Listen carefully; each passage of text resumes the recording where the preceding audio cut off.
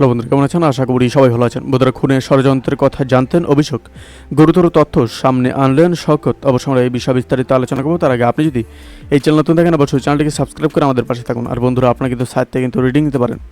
অভিষেক বন্দ্যোপাধ্যায়ের কাছে ছিল এক তৃণমূল নেতা খুন হতে পারেন এমন পূর্বাভাস।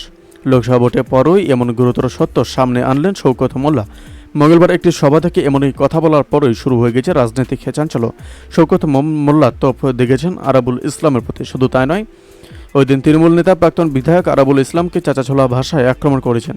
একটি সর্বভারতীয় বাংলা সংবাদপত্রে প্রকাশিত খবর সূত্র ধরে জানা গিয়েছে, আরাবুলের কাজকর্ম ক্ষুব্ধ ছিলেন তৃণমূলের সর্বভারতীয় সাধারণ সম্পাদক অভিষেক বন্দ্যোপাধ্যায়।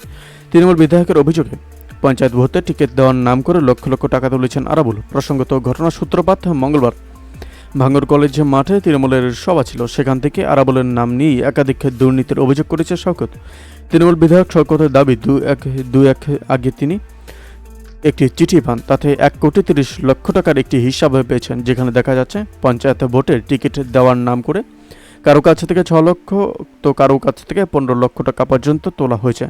পঞ্চায়েত প্রধান করার জন্য 25 থেকে 40 লক্ষ টাকা পর্যন্ত নেওয়া হয়েছে। আর এসবের মূলে ছিলেন আরাবুল। তার আরও অভিযোগ, পঞ্চায়েত ভোটে অনেক নেতাকর্মী আহত হয়েছেন, খুন হয়েছেন। আমি চেষ্টা করছি ওই সব পরিবারের পাশে দাঁড়ানো, নিজের পকেটে থেকে টাকা দিয়ে সাহায্য করার চেষ্টা করেছি। কিন্তু মাঝখানে খৈরুলকে মার্ডার করতে হবে বলে পরিকল্পনা শুরু হয়। তখন আমরা কিছুই জানি না। তৃণমূলের বিধায়কের দাবি, তিনি এই তথ্য পেয়েছেন খোদ তৃণমূলের সর্বভারতীয় সাধারণ সম্পাদক অভিষেকের কাছে থেকে। বন্ধুরা, এই আপডেট প্রসঙ্গে আপনাদের কি মতামত অবশ্যই আমাদের কমেন্ট করে জানাতে বলবেন না। ভালো থাকবেন, সুস্থ থাকবেন। ধন্যবাদ। দেখা হচ্ছে নতুন একটি ভিডিওতে। আপনি কোথা থেকে দেখছেন এই ভিডিওকে অবশ্যই আমাদের কমেন্ট করে জানাতে বলবেন না।